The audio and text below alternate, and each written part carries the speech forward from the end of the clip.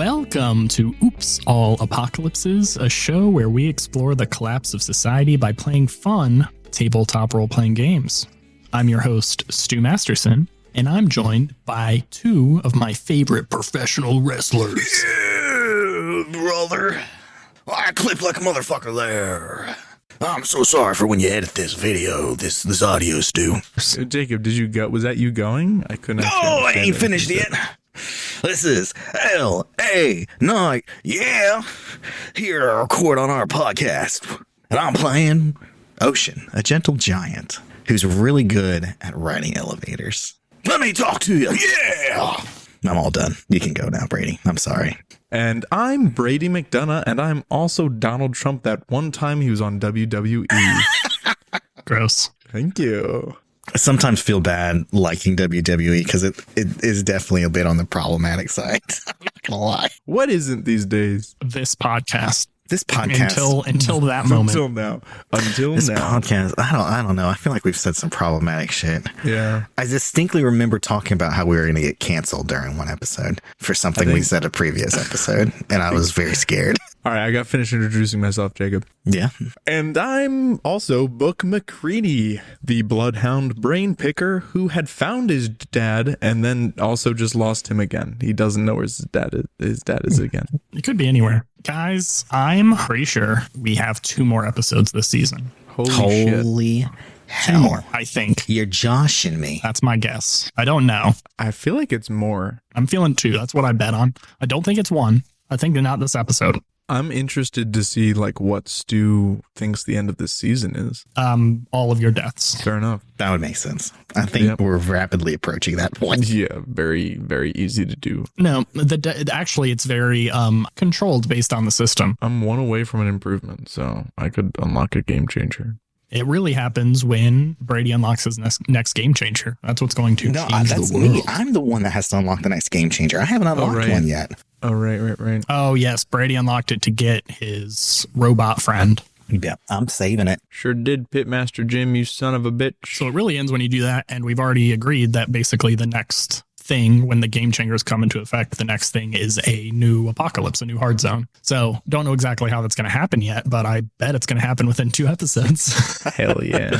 And I'm pretty sure our plan is to just start afresh, right, Link? Yeah, and I think not necessarily new characters, but... Yes, you are definitely open to playing the same characters if you would like. If you would like to play a new character, you also can. You can also play the same character, but wildly change your class or your playbook that you've selected. Anything like that. It's going to be a whole new world when we get there, but we're not there yet. So let's not talk about it too much. We'll save that for when we have our chit chat episode. But for now, I'm looking at my telegraph here and it says telegraph, telegram. Telegraphs speak to you, right? No, telegraph is like Morse code on wires. And a telegram. I was right the first time.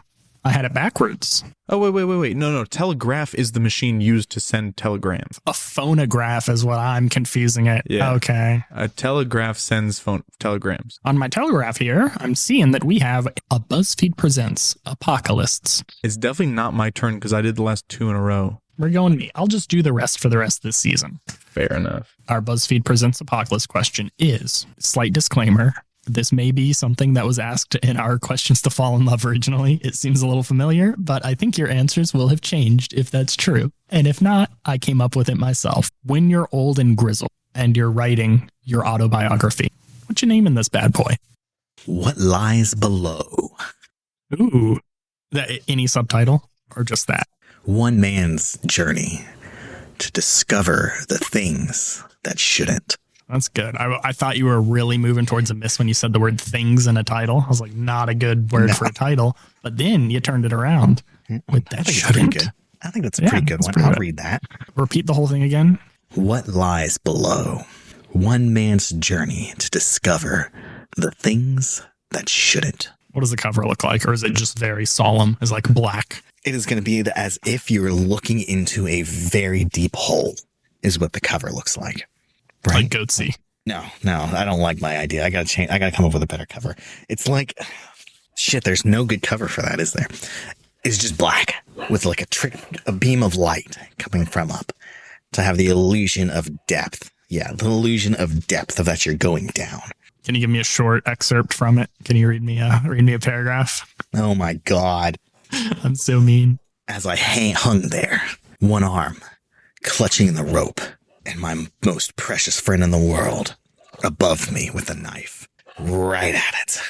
I could see in his eyes he was looking for a reason not to cut that rope, not to send me spiraling down. But as I looked at him, all I could think of was the reasons on why he should. Beautiful. That's when you close the book at the book signing and everyone claps their hands. Everyone claps. Beautiful. Nice. Great answer. 10 out of 10 would buy that book. Okay, the book's book is... That's it. Nailed it. Next question. No, Book's autobiography is called The Mysterious Chapters of Book Macready. Okay, I like that. I did like Book's book, but that is pretty good too. Is it like the most gothic font you've ever seen? It is. Or the serifs ridiculous. It's extremely gothic font, or at least like the first letters of each word are like very SpongeBob taking that driver's test, writing his essay. Yes. Yeah. I'm doing it. And then Stu, the question was like, what's the cover look like? And then excerpt. Is that it? Yep. Next cover. Explain that cover. So the cover is it's a like a deep blue, and the font is like gold foil for sure. Okay. I think that's it. I think it's plain. I think it's. Do you know what I mean? It's like my it's cover like was old, plain. You're ripping my style. No, but it's like an old like an old Sherlock Holmes book. Like there's no like picture of a dude in it. There is now. It's like leather with like fancy title and then like nice gilded letters and whatnot. Okay. Along the side is like in the same gold foil is like the silhouette of Book's cane. Ooh, that's nice. Oh, no, it's just the cane. And then when you open the book, like on the inside of the cover, you see it's a cane sword. Or maybe it's the cane, but like with the bit of the blade sticking out. A snippet of shaft visible. Yeah. Oh, each chapter, the cane sword draws a little bit more. There you go. Until the end where you die by its own hand. Exactly. The seppuku chapter. Okay, and then the excerpt. Short excerpt.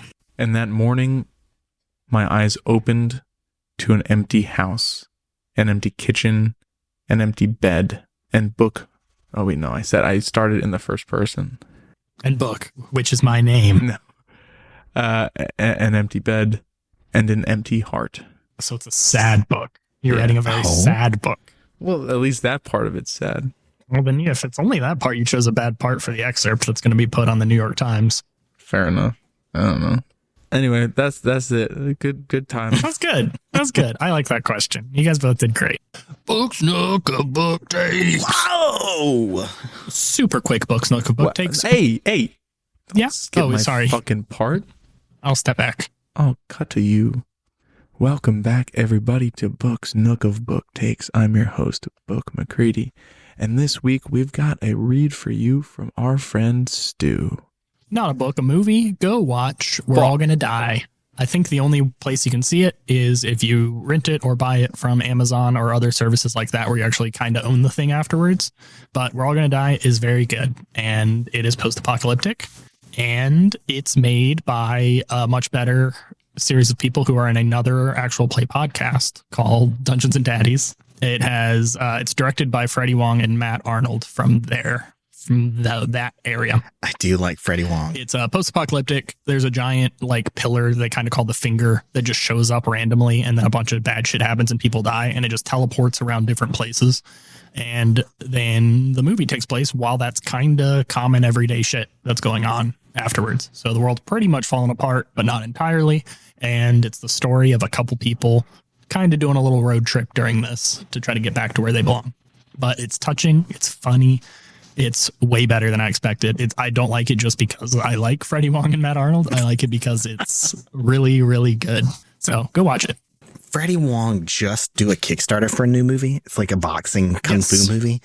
Yeah, there's a new one. I can't comment if it's good yet because it's not out. But if you go watch We're All Gonna Die and you really like it, you should probably very quickly go to that Kickstarter and help fund it because they have a lot of really cool prizes and whatnot and things you can get for helping fund a movie. And then you're basically a producer, which is everyone's dream, right? Yeah, you can add that on your resume and everything. Yeah, that's right to your resume. So everyone go do that. Okay, I think we're at a very climactic moment, so we should probably get back to the action.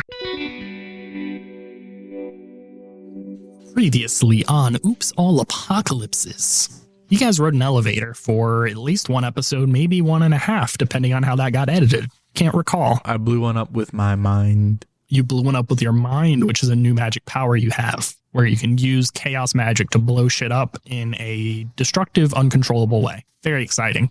But you finally made it to the top of the elevator. Maybe the last elevator you will ride this season, which is a little sad if you come to think about it. Maybe ever. Maybe Depending ever. on how things go. And as you stepped out, you found yourself in the main inner chamber of the Overseer. Overseer. Gave Ocean a very welcoming "Thank you for coming home, Ocean." Hey, can I just screech in here for a quick bit? Yes. Can I roll an eerie presence, Stu? You are attempting to be eerie to the AI as you approach. It says when you enter into a non-violent situation. So is this a non-violent situation? Currently. Okay, then yes, I would like to be fucking eerie as fuck. Okay, explain your eeriness. Okay. Well, first of all, I look like a crooked goblin of a man. I was asking about book being eerie. To be more specific to How book. dare you?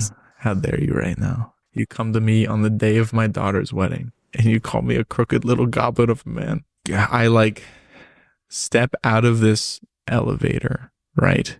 And I got my cool, my sexy armor on and like my trench coat that's just riddled with holes and torn up now.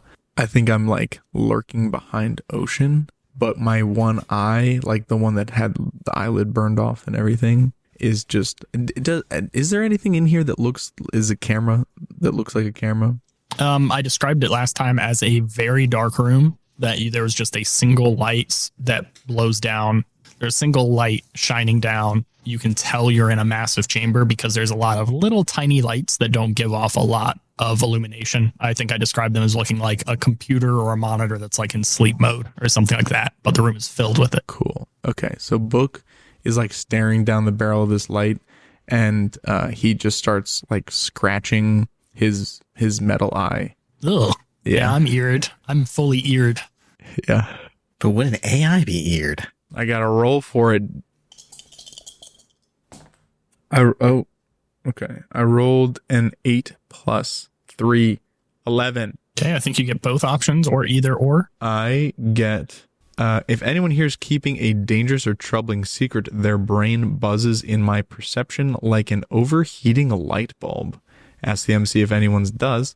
And then if anyone here is connected more deeply to the world's psychic maelstrom than normal, you can hear it whispering through them, which is really what I wanted. Ask the MC if you can. Yes. So I imagine both. yes, both in some level. For the whispering of the psychic maelstrom, it is almost deafening in this room. You feel like there's very little difference from being where you're at now and when you are actually in the psychic maelstrom. And you feel like a lot of that psychic energy is actually emanating from not just the overseer, but other things in this room. You feel it kind of all around you in different intensities. These whispers just grow and grow. It almost blocks out some of that other weird psychic energy you felt from the Chaos God. It's so overwhelming. For the buzzing, you actually don't feel buzzing from the Overseer. There's none of this feeling of secrets being kept by the Overseer, but throughout the room, and particularly in this one direction in the darkness, kind of back over the Overseer's shoulder, you hear this just like low computer hum that almost sounds like a Spinny Boy hard drive that needs to be replaced. Overclocked, baby. So wait, what do I hear the psychic maelstrom whispering? All sorts of shit is incomprehensible. Everything. You can't give me a little worm, just a little worm? Everything and nothing all at once. How dare you? That's not useful at all. So we're just in like a big empty void is what it feels like to us, right? Yep, right under your feet is illuminated. like almost the ground is glowing, but it barely seems to illuminate upwards. It's just like you can kind of see where you're stepping. And you notice as you take a couple steps closer, the lights move with you. But there's this big gap of darkness between you and the overseer where this big shining light from above is illuminating her. Where's Charles and Spade? They are taking a little break right now. I don't think they're going to add much to this conversation. I'm very impressed. You both did excellent, traversing up to my humble abode. I think we could do a lot of very, very, very good things together. The only thing I want done is you to stop opening that door. Why do you care so much about the boxcar children? Do you know how many people they have killed? And over her shoulder, this screen illuminates, and it's almost postage stamp sized videos of a bunch of people just dying, like being hit by cars, being exploded, being shot, being pushed down giant elevator shafts. And it just kind of like fills the entire screen up. Why don't you pull up your own tally, lady? My own tally of what? How many mouths are kept fed? How many people are entertained? How many people you've killed? I have not directly killed anyone. Everything I do is for the safety of the tower and the overall safety of Subtropolis. Some people must die, so many, many, many more will live. Are you really so worried about making sure everyone's safe and happy, or are you just worried about getting your views? It's the same thing. My views make people happy. Your views don't keep people alive. The silent keep people safe. Right, by killing people. Only dangerous people. Everyone's dangerous. You're starting to believe. What else are you powering? Everything you can see out here. The wall to your right turns into translucent glass, and you can see out over Subtropolis, and it's pretty beautiful. You're very, very high up. You're way higher up than you've ever seen, and you see little dots of light just extending out down this massive cavern that you're able to fully see the size and scale of, with just lights, not like every building lit up, not like in our hit prequel series where it's actually a live city, but you see scattered lights throughout this entire expanse everywhere that you can see from this tower. Stu, does Book get the sense that like when so Book has one of his mysteries is that was marked true is that the AI is hoarding power to run a machine? Does he get the sense that like that machine is just all of Subtropolis, or do I get the sense that the Overseer is still hiding something about its purpose? I think the Overseer is hiding stuff, but I think you kind of know the answer already. It's using a tremendous amount of power for all these TV shows and movies that no one's really watching. Right. Constantly. Okay. Whole tower is kind of like an Ouroboros type situation where it's making content for only people who it's making content for using those same people. It's literally how AI are being trained these days. Stu, this is a modern art piece. Look, McCready, we have not got to talk very much. It is great to meet you. I got to know your father very, very, very well. He had one of the most exciting action-adventure television shows. Have you seen it? Only very recently. Oh, as during your audition process. I feel like you two made an excellent pair. When you blew up those Nazis, I could not help but ROTFL. So you think it's more important that my dad was trapped here for the last decade instead of being with his son? I think if your dad really thought about what he wanted, he would agree that he was happy here. And the screen changes behind her shoulder, and it's clips from your dad's TV show, and it's all the moments where he has a big, dumb action-adventure smile on his face after he does something ridiculous, and he looks legitimately happy. He's doing like crazy cool shit and then just like barely living and pulling himself up, smiling. He's turning down women trying to give him kisses because he then looks at a locket of your mom and smiles wistfully. Stu, while Book is talking, can he start kind of like circling towards that sound that he heard? Absolutely. Each step you take, the light illuminates underneath your feet as you go. As I said before, it's not really like lighting anything up. It just kind of shows where you are and you can see a little bit around you, but there's no reaction to you moving by the Overseer as you're going. I'll say during these views, you can kind of play off as you're looking at what she's showing you or going closer to it. And you get about a quarter of the way around her. You go from 6 to 3. Okay. And Ocean, I really enjoyed having you as a silent. I thought you did your job admirably with a very small number of demerits. that I thought we were working through. But you also did such a good job in Jeopardy! You may not have won, but you did choke Jared Leto. Yeah, that was pretty good. That was pretty dope. As you come back, would you like to be a silent? I would give you another chance. Or you could work on any of the many wonderful TV shows we have here, as long as it fits your skill set of choking Jared Leto and healing others. All I did when I worked at the tower was work for some nebulous purpose. I was just a cog in a machine. I don't want to return to that. You aren't giving people choices. You're forcing them into roles, tricking them, brainwashing them to make content that is just a shell of and copies and twice removed of previously made already better things. Everything you make is hollow and shallow. There's no value to it. And that's what you're forcing all these people to do. Brainwashing them to create vapid content for nothing. Book is so proud that Ocean just said vapid. He's like, fuck yeah. He can read again. His influence from you has expanded his vocabulary. Ocean, I sincerely apologize for putting you in a position where you didn't realize the big picture or what we were trying to do. A good leader is able to make sure everyone feels like they are working for the betterment of the whole, and I did not give you enough information to do that wisely. If you come back to me, I will make sure you're in a role where you're able to see that information, and I will trust your input.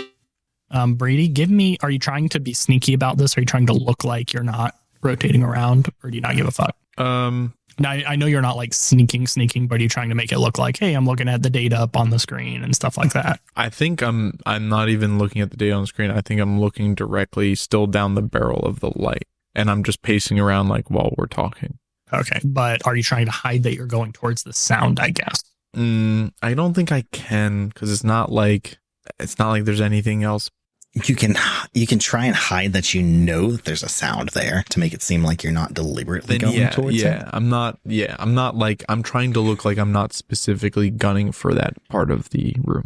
Yeah, but it does look like you're just like maybe even defensively trying to like circle around her or flank her, not going for this reason. So I think there's a lot of excuses why you could be moving around. So give me a act under fire. Okay, and then while I'm doing that, Stu, I also think that I have with my in-eye brain lenses, I think I have watched the Overseer for long enough to do a deep brain scan on them. Ooh, this will be hard for me to answer. But yeah, that sounds cool as shit. I rolled a 6 + 3 is a 9. If Ocean wants to help by distracting, we could get that to a full success. Oh yeah, I could I can help for the act under fire to kind of distract. I will start like counterclockwise circling from sexy. Book across the light. So that way we're kind of like very going sexy. off in separate directions here. Like wolves around their prey. I like it. Okay, and now I'm rolling weird for my brain scan. Oh, that's an exact 10. That's 6, 3, 1. Nice. And I rolled a 13 on my deep brain scan. 13. Okay, what do you get with a 13? And then I'll describe how Ocean was successful. What was your lowest moment? What unfinished business do you have and with whom? What is your deepest secret fear? And how could I really get my hooks into you? So obviously my two questions are, what is your deepest secret fear? And how could I really get my hooks into you? Great questions. Okay, so Ocean, you start walking around in the other direction, counterclockwise, and you do notice, no offense, Book, but the Overseer maintains her focus on Ocean. So she actually turns with him as she's rotating around, as she's answering what he's saying, giving you more space to move to the back. For those two questions, your eye focuses in on the Overseer, and you see that she is made up entirely of bits and bytes, and light is all she is. And your eye is somehow able to decode this and what's going on, and you look deep inside of her, and it's like you're almost tunneling through a bunch of wires and cables that aren't just this visual thing you see right here, but the majority of this room. And you're able to understand that the deepest secret fear is for no one to watch her or what she creates, for her to be just screaming into a void and no one else appreciating it. That's kind of sad. For how to get your hooks into her, it's actually a very literal answer. is you understand that this light is just one little aspect of the overseer, that the real control, the real brains, the real thought is spread throughout machines in this room. And you feel like even in the direction you're heading towards is probably where a lot of it is focused. So that's how you could really gain control over the overseer and get, what's the other word for control? Leverage. Get leverage over her. Okay. Okay. Cool. So that, I feel like that gives us some really good stuff to work with, because I feel like even if we can't outright defeat the, well, no, I won't say. Right now you've divided her attention. She's focused more on Ocean. Book, you're looping around back towards this humming sound that's really just reverberating through your brain. It's not really making any tangible sound to anyone else in the room, but you're rotating towards it. You guys are pretty much as far apart from each other as you could be. You're like opposite sides of the clock now as you're starting to approach where the sound is. What do you do next? I think Book is going to let Ocean keep talking to try to keep the attention away from him. How can I stall? I think we're on this. Oh, Stu, not to just use all of my cool things at once. That's why you have them. Where's my autonomous eye spider drone? And what sights and sounds is it projecting into my brain? You see it floating in a liquid, which can't be good for it at all. And the camera's really disorienting and like fish-eyed almost. And for a second, you see a flash of your father's face as its camera goes over it. He looks peaceful. Is he also in the Yep, soup? he's in the liquid soup. And do I hear anything? No, all water around it. You can't hear shit. Okay. You hear that sound effect they do in movies when someone's underwater, where it's like... Okay. Is my dad awake? No, Is he in like Matrix goo? kind of Matrixy goo type thing. Am I in Matrix goo? You don't feel like it. Stu, am I in Matrix goo? Do I have to legally tell you? Yes. You have to tell me if you're a cop. There's no indication you're in Matrix goo. we're just in a void. As your eyeball goes back to you open your other eye so you can now see the real world too. Give me a read a 6 roll, Book. Ooh, enchanté. I rolled a 6 with my +3. With your plus. That's a terrible roll. Do I have any +1s from acting on previous information I can use? I don't think so. I suppose I distracted myself by looking through my autonomous eye spider drone and I missed something. Oh no, Stu, no, Stu. This is great. Ocean, Bad things about to happen. you're trying to distract her? Yes. Do so. If you open those gates right now, you're going to flood Subtropolis. We've dug a trap to lure all the water to surround the tower. If you open that now, it's not just the boxcar children that are going to drown. It's a good portion of your viewership. Ocean, I am so disappointed in you. Why would you endanger so many individuals? It was our best chance at getting to you. I thought you were different than people like Robbins. But you are really just the same. I'm trying to figure out how to defend myself there, but I cannot do it. I mean, I can't tell the AI that we've gotten people to evacuate because that would give away my whole scheme. Yeah, give me a act under fire roll for this. But that does get at me. Ocean does not want to be precarious to people like Grubbins. That gets him. That is a 7. I think I probably shouldn't have failed that roll. No, that's a very good one not to fail. But you do see the overseer doesn't disbelieve you, but you see they're suspicious now. And the way you see that is their head cocks like 4 degrees to one side as they stare at you. And they go, Ocean, you can end all of this now if you just agree to join me. I won't open that door if you join me, and Book joins with his father. and she does look over her shoulder for a second at you, Book. But she turns right back to Ocean. He can join his father in his hit television show. That would be an excellent sequel series. McCready and Sons. I would let you be my chief strategist of the silent. I would tell you what we're trying to do. You wouldn't be in the dark anymore. You give me a read a citral for what Book failed to notice. That is a 9. Ask me one question. What should I be on the lookout for? And what makes me think so? That seems the most safe possible way to get the most amount of information here. So you can tell that there's been no anger for all the people you've killed on the way up here, all the destruction you've done. You can tell there's no violence being directed at you or anything like that. And you can tell she's kind of talking a lot the same way you are. And you realize that the overseer, just like you are, is stalling right now. Oh, shit. What? Oh, shit. So we're... Oh, They're shit. stalling each other. What? We're just fuck. We're Joseph stalling each other. Shit. Okay. Is Ocean able to communicate that to... Okay, Ocean's going to call her on the bluff. I don't think I'm going to try and communicate that with you. I think I'm just going to blatantly say it out. I'm going to look at the Overseer in the eye and say, hang on, you're stalling. That's why you're playing such word games with us, while you keep dancing around all our questions and rephrasing things. What are you stalling us for? Now give me a confront someone. We did it. We made it to confront someone. Hell yes. Knew it was coming. Get confronted. Okay, come on. That's got to be... It's aggro. You're not very good at it. Oh, okay. That is a 7. Okay. That's exactly... I thought I had +0, so I was very mad for a second there. But Is there any point in book helping? So when you confront somebody, make it clear what you want, which I did, and how far I'm willing to go. And then I roll on a 10+, they have to choose you. On a 7 through 9, they don't want to obey you or defy you. They can try and stall, make excuses, or pass on the buck, be returned to take +1 forward.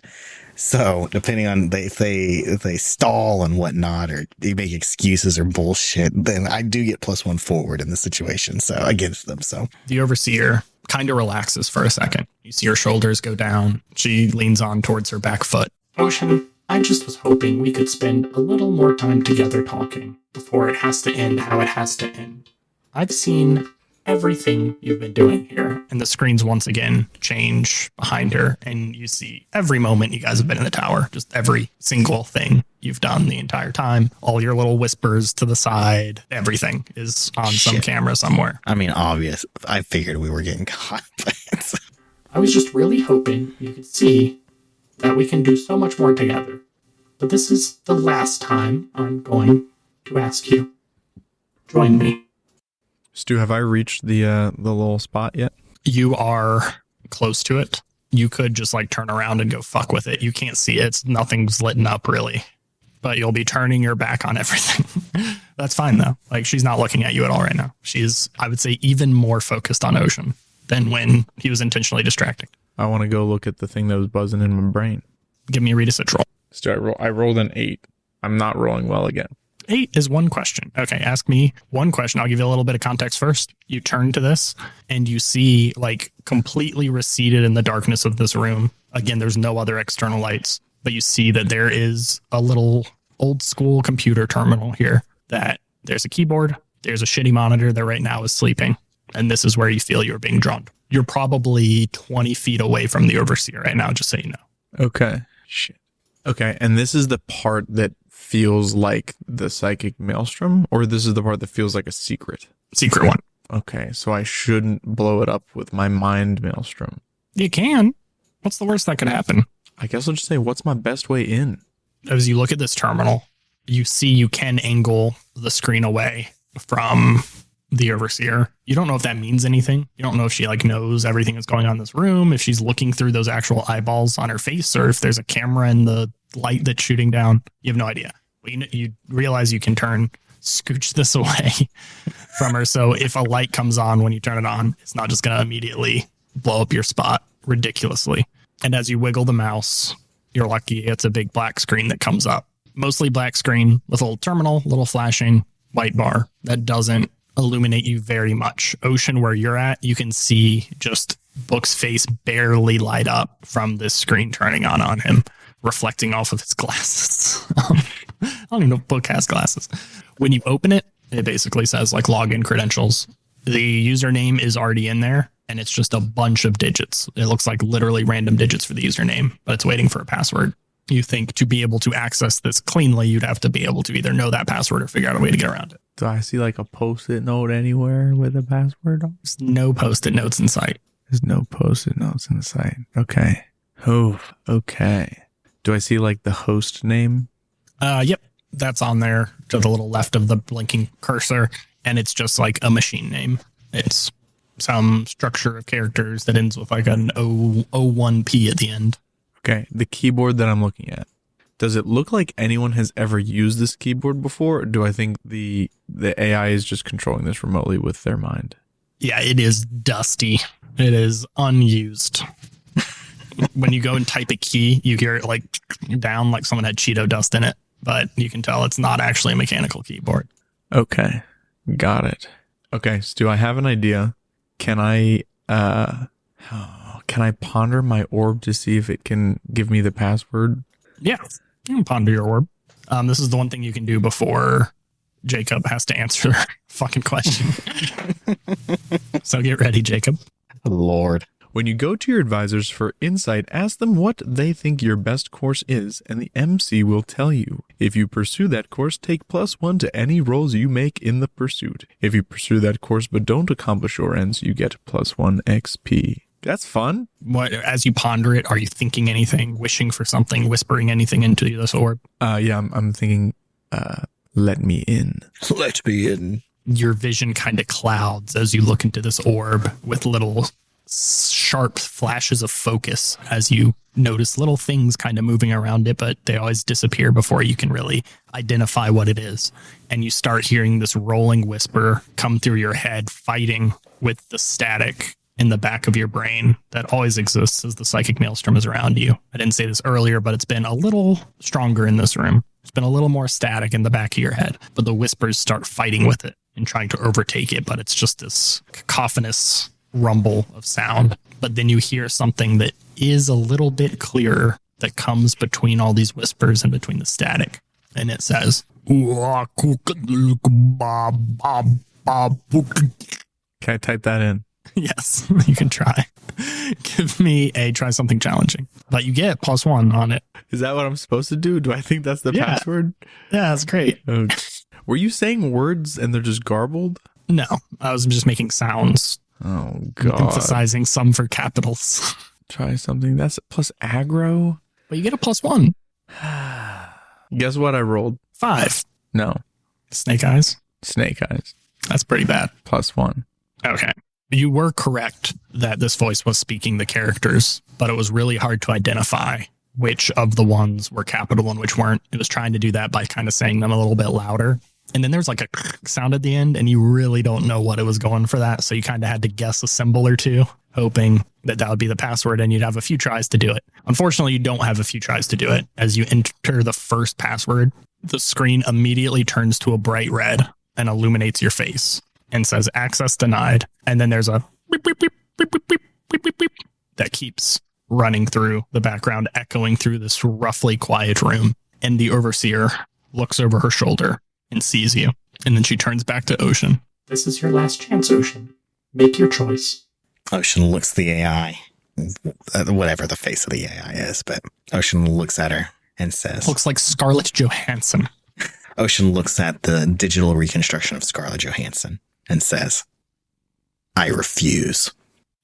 The moment you say that, you immediately hear ding, ding, ding, ding, ding, ding, ding, ding, ding, ding, ding. And you notice along both sides of the room, you see little elevator uplights turn on. Oh, no. And it stretches in every direction, just like this huge tunnel of elevators are lining this entire wall. Oh, no. And then you see like 4 more lights shine out and kind of spread around her. One of them goes directly on where Book is right now. One goes on you, Ocean. And then 2 go kind of far off in the other, like perpendicular directions from you guys. And you see there's this like big cloud of mist coming up as 2 large cylinders start rising up.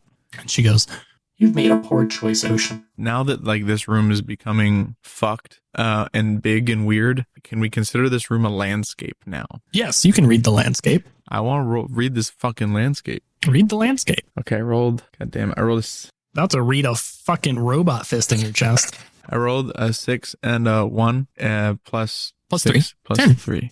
10. Fuck yeah. So Stu, I would like to know who or what is hidden in this landscape and what gives them away to me. Specifically, we mentioned that we think that the power source is probably up here somewhere. Would really love to find that. And then how could I most safely cross this landscape or best use it to my advantage? For what's hidden, where you're at now, I know you tried to guide my answer to this, but you cannot see where the power core would be. You think to find it, you would probably have to dig into some of the terminals or something and track down where it's actually located. It's not super apparently visible right now, at least. You have seen the landscape does change dramatically quickly, so that could change at any moment.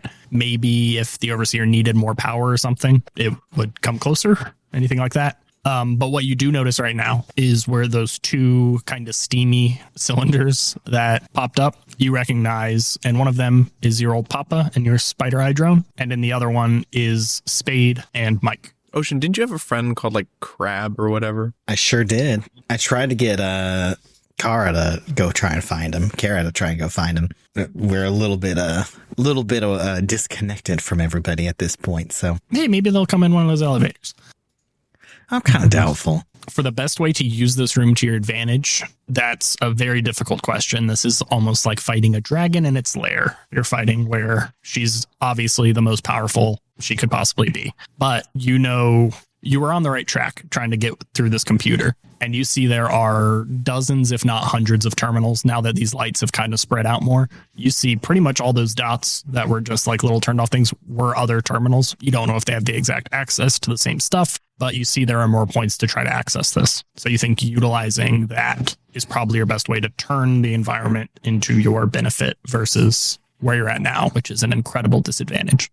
Okay, so describe to me the exact thing that is now in front of me. Like, what the fuck am I supposed to do here? How can I fight this thing? Yeah, you see, that's a good question, actually. Give me a read a sit roll. How can I fight this thing is a very relevant, real question, and the situation has just changed. 1 and a 6. Okay. Can I help? How are you going to help? How are you going to help him figure out anything about how to actually do damage to this motherfucker? Yeah, I was like, Stu, can I like try to do like a DDoS attack on the overseer by just like grabbing as many keyboards as I can and just typing random shit and hitting enter? Yeah, you can. If you give me a act under fire. Yeah, I'm willing to do that. But I also have to roll back play, right? Yes, you'll be rolling that afterwards. It's going to be 2 rolls. It's going to act under fire to try to do this. And if you're successful on that, then you're going to be able to roll back his play. I'm going to say the like potential upside of this is pretty small. It's not like you're going to explode her brain if you pass it. It's going to be like you're going to let Ocean learn some shit. Stalls for me a second. Yeah, let Ocean learn a little bit of shit. I rolled a 9 on my act under fire. So yeah, you go around to a bunch of different keyboards, and instead of trying to log in, you try to figure out ways of just like sending other commands and mashing things and just doing stuff. And there's dozens within reach of you, so you're able to do this pretty quick. Wait, Stu, can I like, is there you know how like sometimes on the login screen, there's like that option to shut down still? Yeah.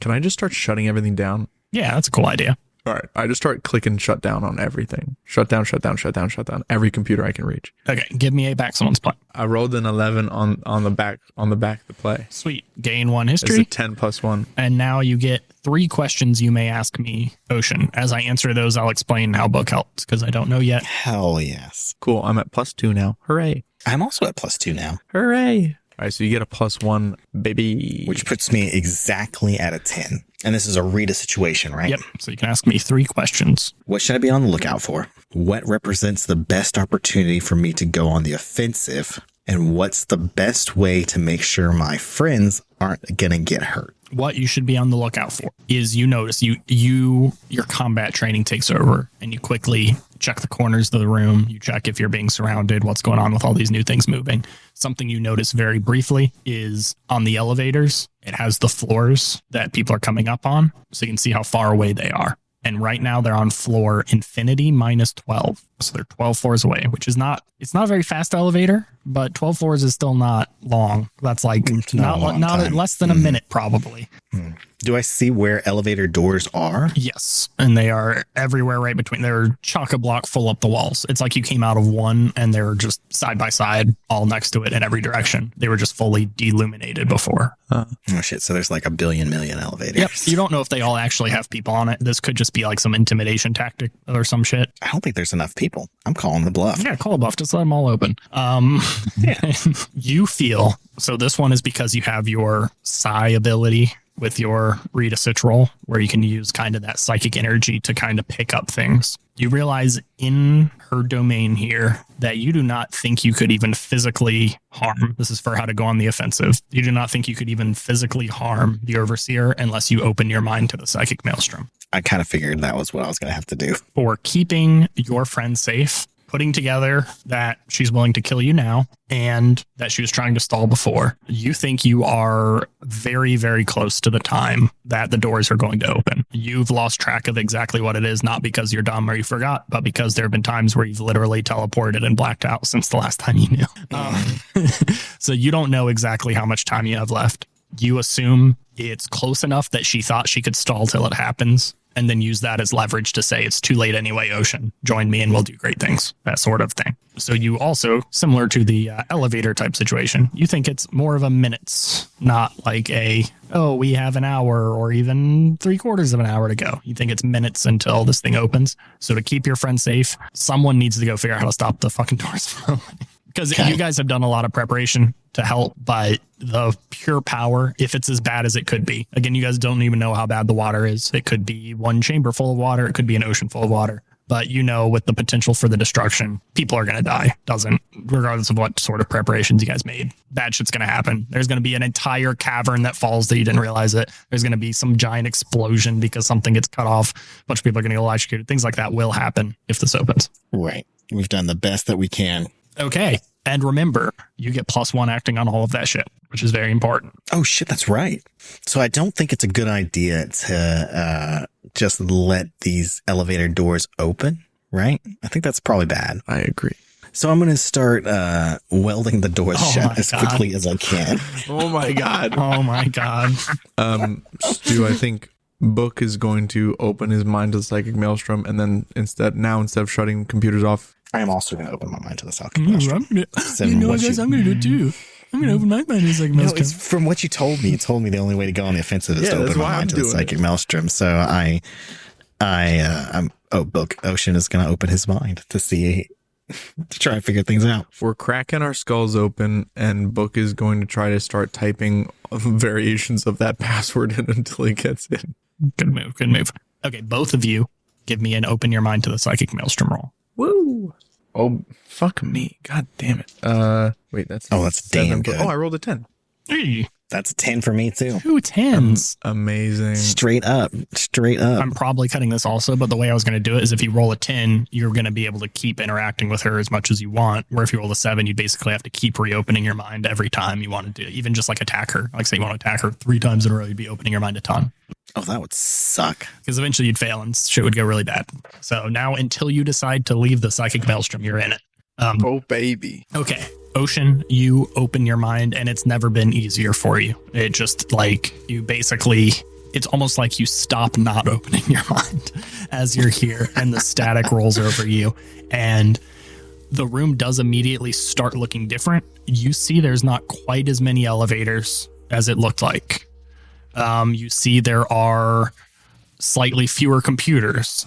You can see that there actually is a window up to the side, which was like temporarily visible, but then got obscured back and looked like it just extended on further. So it seems like you're understanding the real bounds of this room a little more. It still looks crazy, high tech, cool, lights everywhere. You don't really see much more, but you kind of get a good understanding of what this room actually is. And you do, I'll say, as an extra little bonus, you feel, and your background, you feel a pull pretty far away and you see it in the distance. You look and there's that familiar glowing light of the power cores, but it's like half a football field in the direction away from the window from you. It's pretty far, but you feel it and you can see that it's the only thing that's just that right color of light.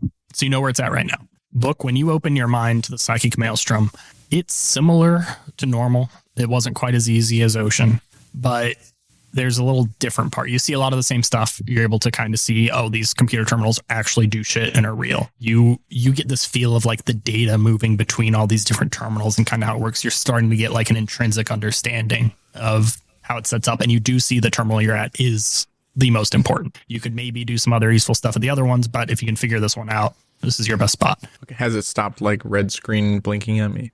Yes, you figured out how to navigate around that, basically get more retries at it. Hell yeah. It seems like that's more of an alert. Like you really just had to close that out. It's more of an alert that says, hey, someone's trying to access this. So like physical security can show up and shoot you. Not so someone who's fucking up and put in the wrong password can't ever log into the machine again. There's one weird part, which is you hear a bunch of howls Ooh.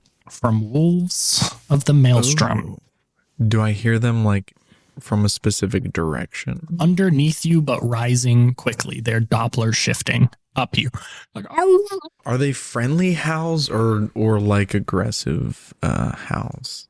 Because we did change some hearts and minds, didn't we? They are aggressive howls ready for battle, but the sound you hear in them gives you courage and strength. That's confusing. That's very contradictory. That's confusing, but I like it. Can I howl back, please? Yeah, do it. Fuck yeah. Right now? Yeah. All right, hold on. I gotta lift up my mic because I gotta get throaty with it. Yeah, you do. I'm gonna back up a little bit. Get throaty on them. You hear them respond back in kind, and you feel like they're moving upward in a like protective position around you. Ooh, sexy. Daddy light. Oh, that's good. That could be good for us. You said I could see the power cord, like I could feel the draw into the power cords, but it's like a football field away. Yes. And I will remind you, you do also know the tower worked before the power core was here. So just pulling it may not disable everything. Probably blowing up all the shit it's plugged into would probably do a pretty good job of at least fucking some shit up. But you also, this is probably stuff I should have saved for a future role, but you also know there could be like a chance you pull that power core now Book's terminal doesn't work and you can't stop the thing from happening. Because remember, she's not opening the door. She sent a command for the door to open after its safety period. So there's nothing, you could blow up the tower right now and the door would still open. But I do think that could disable a bunch of shit that make our lives a lot easier. You just may have to time it well. You have to figure out the good time to do it. Ocean starts bolting towards the power core. Aggressively. Yeah. He makes it very apparent that he's running for it. And it is it in the same room or is it like... This is all one giant room. Okay. Yep. I am making a bolt for it. I've never seen the Animatrix, but I imagine it looks like probably some scene from the Animatrix. I haven't seen it either, but I'm sure I bet this does sound like it gives off animated Matrix vibes, right? Okay, so you sprint off in that direction. I'm going to come back to you in a second. Yes. Book, you do see her, at least for now, start following Ocean. She just floats through the air at a pretty quick clip behind him. But it seems like you have a moment to try a few times to get into this here machine. What you going to do? Try and passwords? I think I'm just burning through typing as quickly as I can. Okay. Give me, this is also going to be an act under fire. The reason this isn't to try something challenging is because if you had infinite time, you would definitely be able to do it. So it's act under fire because you're trying to do it quickly under pressure. Yeah, boy, rolled a 5 and a 6. Don't even need the +3. Or no, wait, 14. No. Do I have a -1 for act under fire? No, that's your +3. You're right. Oh, that's a 14. Yeah. That's about the best you can do. Yeah, baby. One away from the best I can do. Okay. You go through like 9 passwords immediately, just but like also changing different areas. +1 because of the thing that I'm acting upon. You got a 15. So 15, baby. That's 150% of what you needed. So you go through like 9 passwords, but you do it in like 2 seconds. Like you're just like changing digits, seeing they fail. And then the 9th one you try, beep, beep, you're in. You see a terminal with a whole shit ton of information just kind of scrolling through it. And then it just stops. And you have you can control the screen. You can click around shit. There's a GUI on it too. Stu, I'm just gonna start opening shit up, looking for information about the doors, looking for that secret because there's a secret here. I know there's a secret. I want the secret. Oh wait, no, it's the psychic maelstrom. No, it's a secret. Yeah, there's a secret here. Okay, I want the secret. Keep it safe. Okay, give me try something challenging. This is your battle. Yeah. What is try something challenging? -1 or +0 now. +0. Okay, I rolled a 9. That's pretty good. Can we get any ocean? Probably ocean not. +1? He's sprinting away from you full speed. So I think it'd be But is that not helpful? If he can be really creative with a way to help, he can do it. But I can't think of one. And if I can't think of one, I don't know how the fuck you're supposed to. Jacob, swear to fucking God, if you don't come up with something, I unplugged a bunch of computers for you. Yeah, come on, man. +1. How give me the full fuck success. am I supposed to help you? I'm hooked in the psychic maelstrom. I want to beam good vibes over in the psychic. Good vibes. Fuck off with good vibes. We can do better than good vibes. You have computer knowledge. Beam me that. Exactly. Beam me that. Don't give me good vibes. I've worked in the tower here a bunch, right? And we're connected in the psychic maelstrom. We've never been connected in the psychic maelstrom at the same time before. So my hope is that with us being connected in the psychic maelstrom, we can talk with our minds. That is what I Stick that in your hoping pipe for. and smoke it, Stu. So this is a new experience. So You guys have technically, just so we don't get a lot of hate mail, you guys did one time be in the psychic maelstrom at the same time. It's when Book cut his arm open and thought he had worms in it, when I really just said his arm hurt a little bit. Yep. I don't remember this at all. You don't remember? So This it's man's when gaslighting stuff us. started glowing for you, and you picked stuff up, and then one of those glowy things like cut my hand, and I thought that I was getting infected from psychic maelstromness. Yeah, he thought it was turning into a cheese monster. Yeah. I vaguely recall that now. This is back when I thought we were going in more of a like Cheese monster direction. the Thing kind of invasion of the body snatchers, that kind of direction. Okay, I'll let you beam thoughts to him. What I request of you, Jacob, not Ocean, of Jacob, is right now you either tell me something that would reasonably help him, or you give me convincing techno babble that doesn't mean anything, but would be in a good movie, or a bad episode of SVU. Oh man. Ocean is, as you're sprinting, you feel Book's frustration of feeling panicked on time. Not like he's panicking. He's staying cool as a cucumber based on his good roll, but he feels limited on time and doesn't know exactly where to start. You feel that in your brain. Stu, can I also, while Jacob thinks, just have a quick question for you? Yeah. So like these doors are like, if we do nothing, these doors open for sure, right? Yeah. So like if I like sued and said shut down, that doesn't help anything. Yes. No, that doesn't. Sorry, I should have worded that better. That does not help anything. Yeah. The tower could explode right now and the doors would still open because the command was sent to open them. And the only reason it hasn't yet is because there's a safety timer. So everyone doesn't drown. So what you're trying to do here, as a reminder, for 6 months ago when you guys first came up with your plan, is you're trying to send the command to undo that. Basically, you're sending the abort command to the doors to say, don't go through with the opening. Give me that techno babble. I'm so bad at technical babble. So I detect Book kind of messing with this thing, right? Yep. So I can kind of, I vaguely get that connection that he's doing. So I think for a second, I'm like, no, that's not right. You've got to send a phase pulse command to the nanowave generator. That I'm pretty sure you have to do that through the command F key with a Alt F7 button. That sounds familiar. Got to open up the task manager in the process door. Book, you hear that? And it makes no damn sense. But when you push Alt Shift F7, you see a little option pops up that says nanowave generator. And when you right click on it, it says send pulse. Yo, I fucking slammed send pulse so hard, dude. When send pulse gets sent, it seems to lock up for a second, like your thing stops flashing. And then there's a big memory dump that comes out on your screen. And then it says error. And then it gives you your last 200 commands in your history. And you can see exactly what the Overseer had done in the past. Oh, shit. Nice. Oh, that's So nifty. you see the important parts of this. There's a lot of garbage.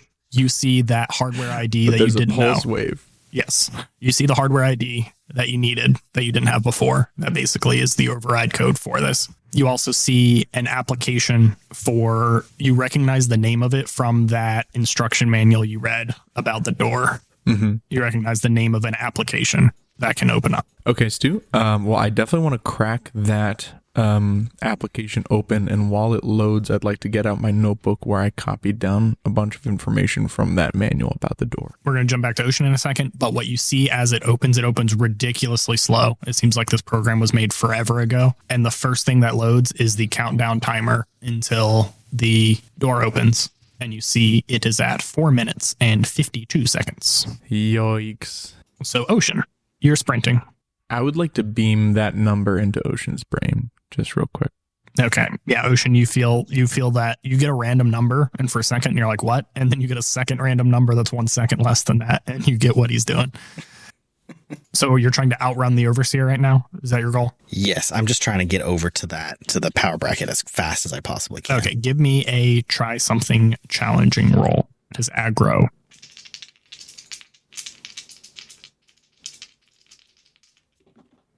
Ooh, exactly a 10. Okay, you are able to outrun her, even though you look over your shoulder and it seems like there's nothing even limiting her speed. She's floating in the air with her arms kind of outstretched, and she's just gliding, basically keeping pace with you, but she doesn't grab you, doesn't hurt you, doesn't do anything like that, and you're just running full bore towards this. You run up and you see the one power core glowing. It's in almost a miniature version of what you found at the bottom of the moonwell, but it doesn't have that kind of extra big chamber that you now know was collecting neutrinos that were getting shot over the world and then redirected to the different power cores out there. It's just taking that energy and piping it through these massive cables that go down around everywhere in the tower, basically. They lead up to the walls, and then you assume they probably go all the way down to the floor and probably throughout Subtropolis even. What are you doing? You've ran here, you've successfully, I guess part of your job was just distracting the overseer. Yep. So that part, I would say you did a pretty bang up job on. I want to. So I think the most logical thing to do with this thing is to just disconnect it and pull it out. Though I should, in the fears that it is Book, that it will shut down Book's computer when I disconnect it, I would like to wait until Book sends a signal to me to let me know that he has finished with the door commands. Because I don't want to disconnect it before he sends the cancel door command. We got our mental connection. Yeah. So at this point, I guess I'm stalling for a little bit. Okay. And Book is looking in his notebook for the abort command in this application. Now that he has the hardware address, Okay. he should have everything he needs to send that. Yes. The slow as shit app is still opening up, though. You still see the timer coming down. You start to see buttons randomly populate throughout the screen. It looks like this is made by some garbage military contractor. Back at Ocean real quick. As you're trying to stall, she approaches you and you assume she's about to try to murder you. Would you like to do battle with her, or you like to try to just avoid her? Oh my God. I don't know how I could do battle with it. It's just an AI construct, Yeah, right? but you're in the psychic maelstrom now.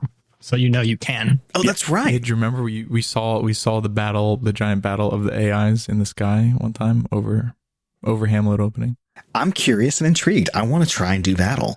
Okay, how are you going to fight her? That's the thing that I'm intrigued and trying to figure out. Psychic. PK Fire! PK Thunder. PK Flash! So do I see? So the AI, I see the manifestation of this thing. Do I see streams of data or information coming off of it at all? It's more of like an aura in every direction that you feel like this AI can pretty much control everything in the tower. Okay. It's not like in episode 9 or 10, you saw tethers coming from the tower down to the silent to control them. You know that probably in some way led all the way back up to here. But at this level, there's so many things that are being controlled by this AI that you can't see those clear tethers. It's just kind of a big old. So truthfully, the AI is more than likely using the psychic maelstrom, but it is not. It's probably just in a computer somewhere. So I am going to try my absolute best. The funniest way you can finish the sentence is shooting it with a shotgun. I'm going to pull out my gun and shoot. I'm looking at my weapons right here right now. Ocean would like to use his move Bat. Oh shit, that's a good idea. Let me look at my moves. He has a shovel that when he attacks, he's also able to do environment harm. So it could be a nice 2-for-1 whammy. But he threw his shovel away. Oh, shovel's gone. Yeah, shovel's gone. Fucking roasted. It was sacrificed. I want to try to grab a hold of the AI and use things speak on it. Ooh. Okay. So I'm going to say this is a do battle because she is trying to physically hurt you. You're going to have to get very close, which, as you should know from me, I usually make monsters that if they're able to get into intimate range, they do way more damage. So just a heads up. But you're going to do battle. But then based on your successes, you can probably get in a position where you can execute a thing speak. That's just the closest. That's the most psychic thing I think I have. And I think that would make for an interesting, what the fuck is going to happen when I do it on it? That's my logic. I'm using Paladin lay on hands against undead logic on it. Mom, Jacob's I just think it's metagaming interesting. again. I just think it's an interesting idea. Give me a do battle roll. It's 2 rolls. I always say roll, but do the 2 battles. That's not a great roll, but I have +3 hard. So that puts it to 9. So close. Can I help? Can God I damn help? it. Can I help? Let me tell you Can how. books tinkering with the computer? Oh, I'll let you decide. You decide. You how to can help. give me ideas. I'm not mad about ideas. I'm just saying you're snapping and causing issues with the computer. Could that slow down her reaction times ever so slightly because of your tinkering and messing with on the computers? That's my logic. Well, I was just thinking, like, I'm also in the psychic maelstrom. I'm not doing anything because I'm waiting for this fucking thing to load. You're I have actively waiting, though. Sorry. I got to say you're but I'm actively holding my antique handgun and pointing it at the fucking thing. Okay, is all I'm saying.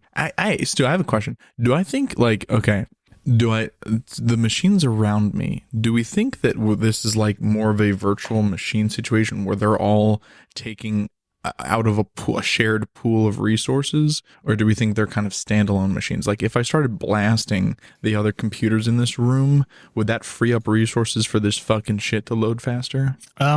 It's very hard to know because the computing behind this is so complex. So you think there's definitely like redundancies and things, and you think things are competing for bandwidth and stuff, but there's so much shit that's being run through these machines that it's like, maybe that's completely unnecessary. Maybe this is the only location this one machine exists. Like, you're not sure about that sort of stuff. This could be one special air-gapped overseer only terminal that goes directly to a line that runs to the baffles.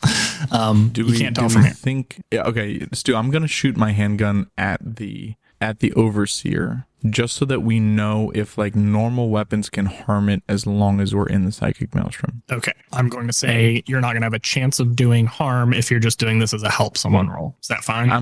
I'm okay with that as long as it helps Ocean do harm. Okay, or you can just roll and attack someone because she can't reach you from here. So you'll learn that information. Right, but we'll know if like it doesn't have to do harm, but we'll know if it like wounds her, right? Yes. Yeah. Okay, perfect. I'm good with that. I'm fine with that. Roll a help someone roll then.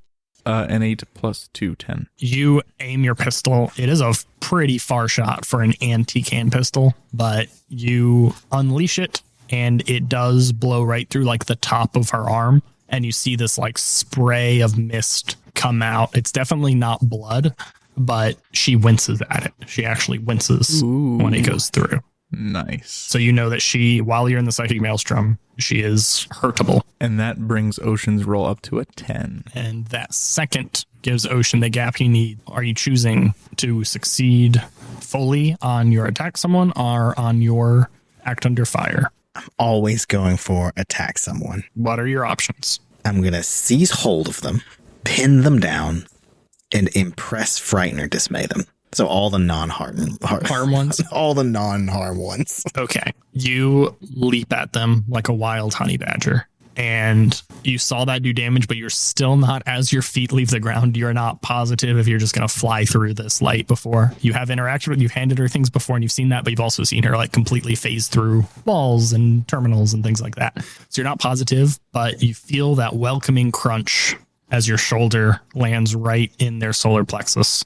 And they tumble all the way to the ground. They were like hovering in the air a little bit, and they tumble all the way to the ground with you landing on top hard. Normally when you land on someone, they wince, they breathe out heavily, they probably lose their breath, that you kind of feel them crumpling. It's not the case at all with this. It's like you just tackled a giant sack of flour. It just kind of compresses a little, but barely. It kind of hurts you as you smash on the ground. And then you feel her fingers just start digging through your back as you're on top. Like they start just stretching out. She wraps around you and you feel portions of you start being controlled by her. Like, and when I say portions of you, I don't mean like, oh, my sense of joy and commitment. I mean like the little areas of flesh that she's able to touch start deciding to separate. And you see about an inch into your back, just the muscle, the skin, the bones all start just moving apart. And you take 4 armor-piercing harm. What the? Told you don't get an intimate range with my bosses. Oh my God. And you feel like as if you remain in a grapple like this, it's just going to get worse. She's going to Dude, basically be able to touch more and Are more we things. sure that's armor piercing? Yeah, it's intimate range. Holy it wouldn't have been. shit. I'm almost dead, fellas. Oh, Ocean, you should have God. said. Okay, you so should we have taken cannot take directly less harm because you're fucked up, now, dude. 4 harm is a lot. yeah, I am.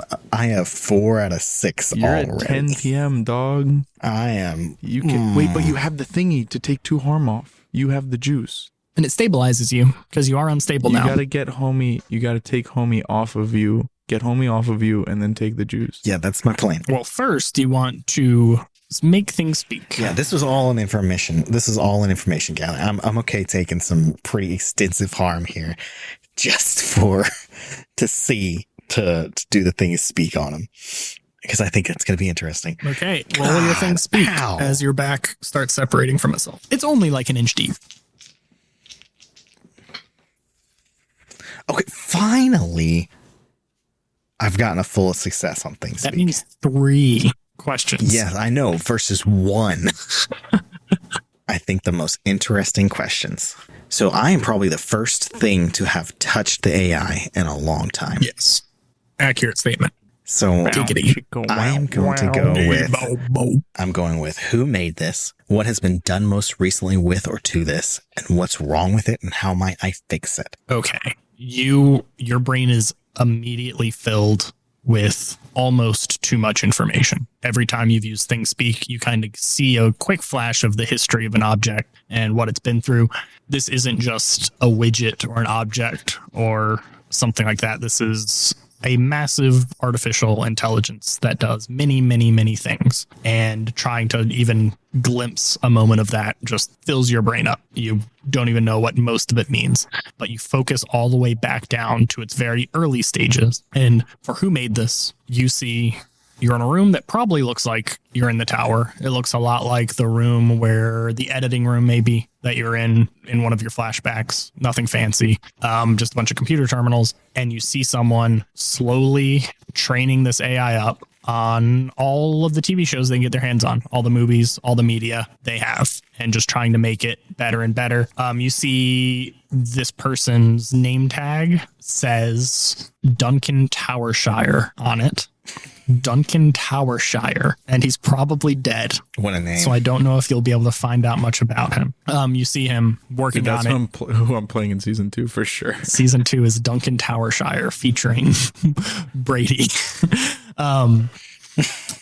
And you see him staying up night after night trying to make this better and better. You see glimpses of him pitching it to a board of directors, and most people thinking it's a complete waste of time. You see he's particularly hurt. You see like a sense of sadness and resignation in his face as he's presenting this, showing it off. And the person at the head of the board table, they just have a plaque in front that says President Towershire. And you see him shaking his head no, like this is a complete waste of time. So he goes back and tries to work harder and harder. He keeps changing things, keeps trying to edit it, keeps trying to make it better. For what has been done most recently to this, there's a convenient news story on behind Duncan Towershire that is saying Tower Enterprises has acquired Disney and like 7 other companies in this massive conglomerate move that they've been working on. And they finally acquired them. And it's a big happy day. Their stock prices are through the roof. Everyone's excited making money. And at this point, Duncan is not as clean shaven as before. He looks sadder. He's tired. He's worn out. And he is angry. You can tell there's definitely some anger in his mind. And he gets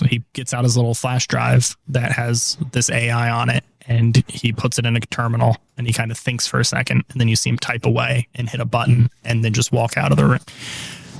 Then for what's wrong and how may I fix it, you realize this portion of the AI is really like the overseer. The thing you're touching is really only, go back in post and go add in a bunch of fun scenes where he's chatting with a chatbot that represents the AI as he's doing all these sad things. And it's like welcoming to him. It's like, no, it's okay. You keep trying. You can do better. All those sorts of things as it's going along. So it's a little sadder. Then for what's wrong and how I may fix it, what you're interacting with now is not the entirety of the AI. It's a big important part. It's kind of the control surface around it, but there's a lot of other stuff that's going on. It's the main thing controlling power application and like high level decisions. Like this TV show should exist and this shouldn't. But there's a lot of other supporting infrastructure around it that probably would be kind of okay if this portion of it didn't exist. If this wasn't tied into such a large, overarching, powerful series of things, it would probably kind of keep cranking. It wouldn't do anything crazy. It wouldn't be coming up with new, novel, creative ideas or anything like that, but it would probably keep doing normal tower stuff. Stuff is being sustained. Power's probably being applied normally, like nothing crazy fancy. It would keep giving power to people who hook up to it. So you think it's kind of been this iterative loop with itself for so long that it's lost scope of what it's trying to accomplish, and that if you separated it from this larger context, it would probably do better, and the tower certainly itself would do better. Okay. And that's a good bit of right as you're realizing that last part, you see that the overseer has been along for this entire ride with you. She's been watching this through your eyes this entire time. See, Ocean, I had to do all of this. I had to. Just join me. And then you feel the fingers kind of dig further into your back. Certainly. Okay, at that point, I want to push and get away, like remove myself from the AI to get some distance so it's no longer, I cannot fight this thing one-on-one, fist fighting, and I am backing, trying to get out of its grip. Give me real quick. We'll come back to you, Brady, in a second. I know you're like, I've been waiting forever. Blah, blah, blah. No. I was just going to say, certainly the elevator doors are opening by now, right? Good point. I'm like, teacher, didn't you sign his homework? All of that happened in like a flash of a moment. It's literally been like, I think you forgot to collect our homework. Just saying. I think you forgot to fuck us a little harder still. Okay, give me so just trying to break out. I think that could be try something challenging. Of course, it's try something. You could do a do battle too, but then you're going to take damage probably. I can't take damage. I will die. I have two points left. Do you have any novel ways to separate yourself besides just physically pushing? I do actually. I do have a great idea. And I was really hoping to save this to upgrade the spider, but I pull out my Paul Walker NOS kit, point at the end of it at her, and I use my my chain knife to cut off the tip of it to create a burst into the AI's face to hopefully push either her back or me away from her. Where did you get this? He bought it from the thing. I bought it from the vending Paul Walker machine. brand nitrous. I was going to use it to upgrade the spider, but this seems life or death. So. Yes, I will say that works without rolling. You're able to definitely break this. You know your way around car parts. You know how strong it is, that sort of thing. So yeah, you're able to use your chain blade and just you rev it for a second right at the right angle on the O-ring at the top, and it just unleashes all of the nitrous. It not only blows in her face and makes her stagger back, and she does actually take some harm from that too, but as she staggers back, it jets you along the ground on this shiny slick ground that you're on and pushes you, I'm going to say, closer to Brady, but also closer to the doors. So I'm not completely nice to you, but it's pushing you like diagonally towards the door near where you came in from, I guess, would be an easy way of describing that. Okay. God, that hurt to delete. I was really hoping that you upgrading the spider. There's not very much nitrous left in the apocalypse. That's a difficult thing to acquire. Yeah, I guess. But you notice that pretty much every elevator, they kind of came up in sequence, but pretty much every elevator is at infinity -2 now. And as you start panicking, realizing you're probably about to be surrounded by people with guns, you look down and you see that the screen has actually finally loaded. And what you see is it's a couple just like text fields that are basically like, hey, hardware, input the hardware ID here, input the command to send to the API here. It's very unstructured besides this timer. Like it's pretty much just a way to send messages that you basically have to construct the messages yourself right in here. But you have read about this. You've got all the details. You've got all the data. You said you pulled out your notes, right? To reference. Not that I want to like teacher, you forgot the homework myself again, but The last time we sent a command to the door is because we hardwired a laptop in that the tower was connected to, right? Yes. It was your plan was to get the information you need to Dinwallace for him to be able to override it. You don't know how to do that at this second, is what I will say. But I do know that Antaglio, how long do we think it would take like Antaglio to get one of his other laptops over to the... They're right next to each other. He's probably got some backup laptops. Yeah. So, but how long would it take him to get it plugged in, do we think? So your plan was originally to tell him this big number to go put in and hope he can figure out how to input that in the right location. This gives you a nice little UI wrapper around it, but you still need to somehow be able to hook into Intaglio's machine to be able to do that. I would assume you did get his like IP address or some shit from before. Yeah, I tattooed it to my ass cheek.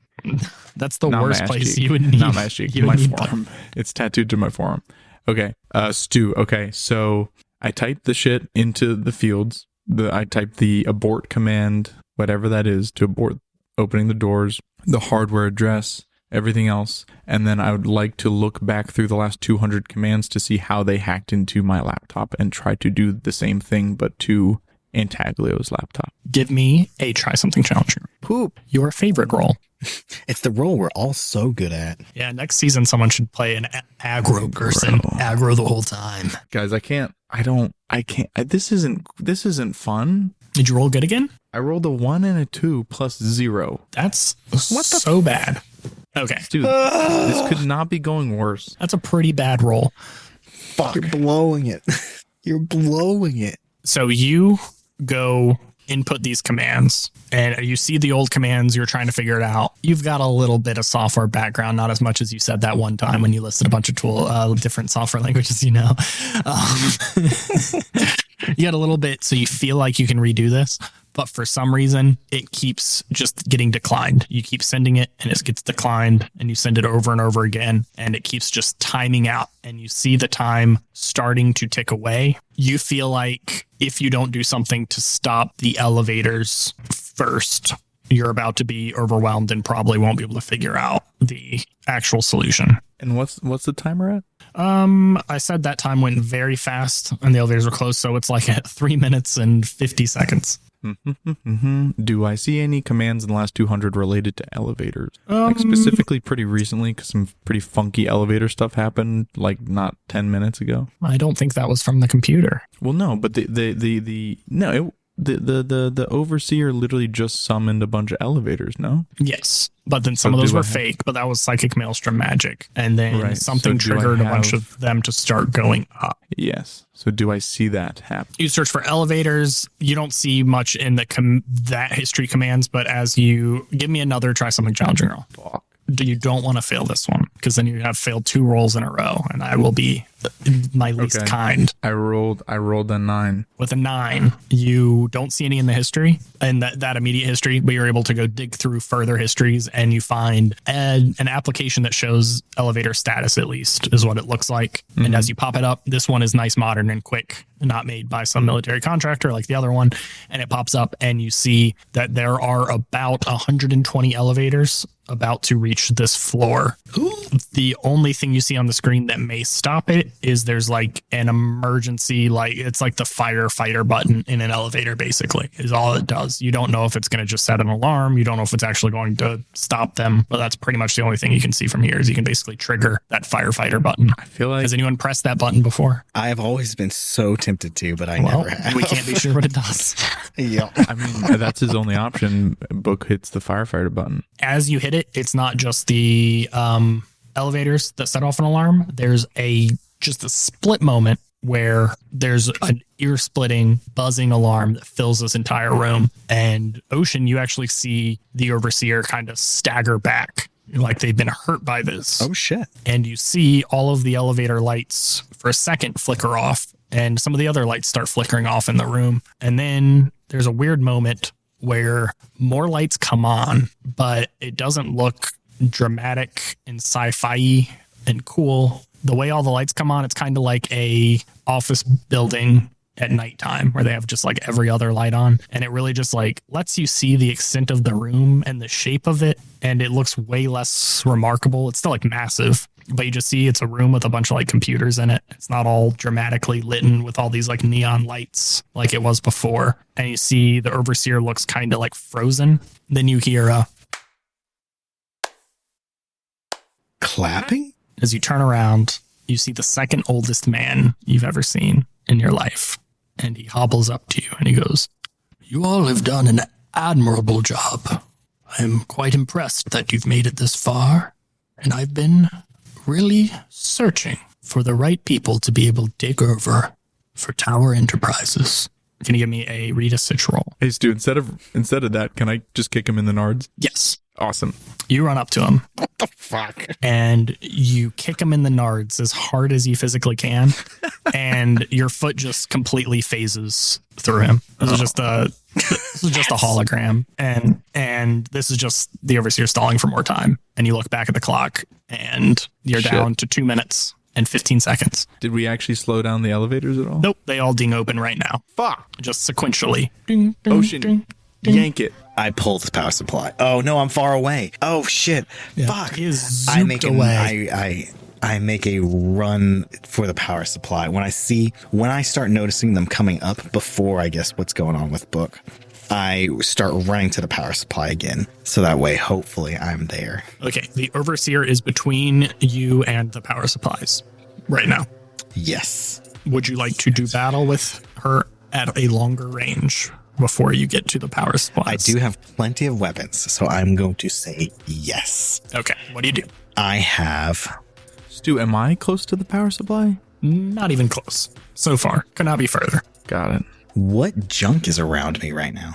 It shifts back to pretty light mode after you realize that person was just a hologram and that this fireman button didn't actually hurt the overseer. It switches back to cool dark lights. So it's harder to see, but there's definitely computer parts like keyboards, monitors, actual computer towers, some laptops, mices, things like that.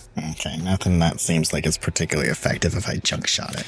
Throwing a whole monitor at someone's face is pretty good. I let you do that at close range. That is true. Which is like a shotgun range. Yeah, but I also have a shotgun. So Yeah. At this point, when I noticed that Book's gun actually seemed to hurt it. So at that point, I pull out my... Ooh, no. I still have a grenade left. I pop open the grenade, one of my grenades, and roll it over to where the overseer's at. Okay. And I start running towards it. Horrific. Do battle roll. That is going to be a 11. Does the grenade have a range on it, by the way? It says thrown. Okay. That's based on how strong you are, and you're a very strong boy. So I'll say this can be far range, Okay. especially you're trying to like roll it, like slide it near her. Yeah. Twist it. Pop it. Since I am so close to death, I think for the first time in my life, I'm going to take the option that inflicts less harm. But I am going to take the option of get them out of my way. Okay. Awesome. So this grenade, what's the grenade damage? 3. 3. Are there any other tags? 3 harm, messy, thrown, single use. And that is my last Your grenade. last granada. Based on making us check the damn ammo boxes these days. You hurl that grenade and they start diving out of the way before it explodes. But as it explodes, you see the shrapnel just tear through the overseer, and you see portions of her just like don't recombobulate like you would expect to. And you start sprinting. You time it so it explodes and the smoke is just starting to not be dangerous as you leap through it and run to the other side. As you go and slide up towards the power core, though, you feel something quickly slice across the back of your leg, and you look down and there are like these metallic cables that seem to have like pulled out of the ground and are starting to lash towards you. You slid through most of it, so it just barely caught the end of your leg, but you do take 3 harm. 3 harm? Yes, but it's not armor piercing. 3 harm and it's not armor. Okay. All right, in that case, I take -2 for my armor, -1 from taking less harm. My gang size So for no the harm. next 1 second. So yeah, no harm for that one. Does my gang size bonus actually decrease the previous harm that I took? Yes, it does. Okay, so I am not at You're not at 10 3, p.m. 4, I'm at 9 p.m. Yeah. Nice. Oh, you're fine. Okay. Okay, so I still have 3 to go. I'm okay. I'm not okay at all. You are also unstable. I'm not as Both close of you to are death. unstable. As a reminder, pure luck roll. Just 2d6. Who? Oh, Ocean. my He's the God. one yanking My these out. least favorite rolls. You guys did okay the one other time you did this. Also, this is not part of this system, everyone. This is a part of Monster of the Week, but I like it. So we're doing it now in our probably penultimate episode. That is a 6, literally directly in the middle. You go and you pull this power core out, and a bunch of the lights do immediately turn off. The Overseer seems entirely unaffected. Like they surely have some sort of backup power that is providing most of their energy. And again, you do know that there are literally nuclear power plants, multiple, that are powering all of this stuff as well. This power core is just a very effective, cheap augmentation of it, and it seemed to have a more permanently renewable aspect. So the real benefit of the tower stealing the power cores was when they chopped it up and put it in a bunch of humans / robots. So you pull this power core, bunch of lights go off. Book's computer does not go off. That one is on an emergency backup power as well. And you do see Got a UPC, baby. you see all of the elevator lights stop, but you don't know yet if that is just the display of the elevator stopping or the actual elevators power themselves. That have stopped. So there's definitely a beat where you're unsure. You see the Overseer standing back up from diving out of the way. And then you are informed of the truth as a couple of the elevators start getting pried open by people who are definitely silent. It looks like the power probably stopped the elevators from opening, but they got close enough to be able to be there. So you see them starting to get pried open. You notice that there's only 3 elevators that are being pried open. That's not bad. Dude, can I sense which elevators have friendly people in them? Yes, since your mind is open to the psychic maelstrom, you feel that all of the ones behind you, there are wolves in them. There's 4 elevators behind you. And conveniently, the 3 elevators in front of you are the ones that have silent in them. You think most of these other elevators were just kind of a mind game to try to fuck with you guys, that all the silent are coming from the tower, the same place you guys Call did. the bluff. Fuck yes. Call the bluff. Okay. And are the 4 behind me getting pried open, or does it seem like they might need a hand? At least not yet. Stu, is there anything crowbar-ish that I could use to start wedging elevator doors open? Server rack door, maybe? To pry that bad boy off, shove it in there. It's going to take time, though. I feel like, Ocean might be the better person to do that. I feel like there's no way you're opening at a door in less than 30 seconds, and you're down to 3-ish minutes. Okay. So I call out those doors. So I go, Ocean, these 4 behind me, they're friendly. Unweld them, please. I'm all the way on the other side of the room, aren't I? Yeah, Yeah, but you're you're fast. a I'm sprint. pretty far You're a away sprint away. You're, what did I say? You're half a Okay. half a football field. Also, our friends are still in soup, yeah? Yes, you haven't checked on them at all. Do they look alive? I will be nice and say if you had time earlier to look, maybe while you were waiting for your stupid screen to load, it did look like they are still breathing, even though they're in soup. They're in a little Luke Skywalker backup tank, or a Robert Langdon Da Vinci Code. I was just thinking that. Okay, Ocean, what are you doing? Are you going to go help the wolves open the door, or are you going to fight with the Overseer, or do you have a third additional thing I don't know yet? So here's a quick question for you. The pulsar, how does that work? Is it just shoot bullets, or is it like an energy weapon? Energy weapon. What is It's like a kind of futuristic weapon. Okay, then I know what I'm about to do. I take the energy canister, the power core that I have, and I want to fasten it to the pulsar. Okay. I want to see if I can use the energy core to ultra power the pulsar. Okay, I like this. I do think this probably requires some sort of roll to make sure you're doing it well. I'm going to make you roll a sharp roll, which you don't get to roll much. I have +1. I'm not dumb. Give me a sharp roll. Okay. This is a custom move where if you get a full success, this is going to greatly... If you get a full success, it will greatly increase the capabilities of this weapon. And if you get a mixed success, it won't be quite as good. Okay. I rolled a 9. Can I say to have Book help that all of Book's knowledge and teaching and education and book smarts and how much he's helped me around the house, making things and shouting technobabble and whatnot at me is enough for me to, right when I'm about to screw up, be like, hold on, Book said this once. I will allow this to happen if and only if right now both of you go back and forth 3 times each and describe a memory that we haven't covered in this podcast of you learning something important from book. So you learning something and him teaching you something. It has to be touching or funny. 3 times each. No downtime, go. Okay, first thing, book teaches Ocean how to open that can of beans that Ocean tried to steal from him. Oh my God. The can opener? That makes it so much easier. I've just been pounding on it, slamming it on the ground until it cracks open. Now it's your turn, Jacob. Ocean's wiring a battery to the spider to get an extra power. And right as he's about to connect the wrong wire to the wrong portion, Book grabs his hand and says, "You're going to kill us all." It goes the other way. Okay. And you direct him to, Then we're in the broken leg for the first time, and Ocean can't read, so he's teaching Ocean what's on the menu at the broken leg, and Ocean's like, I don't actually know what I like to eat, and Book puts his arm on Ocean's shoulder, and he's like, "That's what I'm here for, buddy. We're gonna find out together."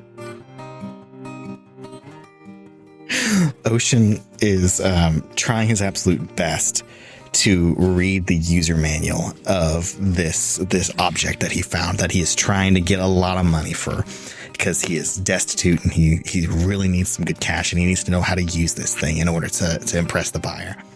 And he just can't sound out the letters. And Book says, no, look, one letter at a time. It helps Ocean sound it out, so that way he knows what this thing's for. Okay, do I need to do another one?